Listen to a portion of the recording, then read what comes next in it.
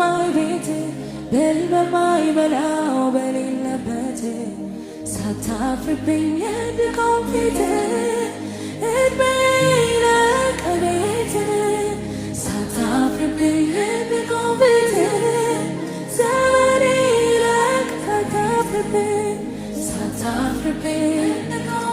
በጎ ታማኝ ባሪያ ከምትላቸው መካከል እንድታደርገን እንለምንሃለን። በዚህ ምሽት እግዚአብሔር ሆይ ኑ ወደ እረፍቴ ግቡ ከምትላቸው መሃል እንድታደርገን እንለምንሃለን። እግዚአብሔር ሆይ በዚህ ምሽት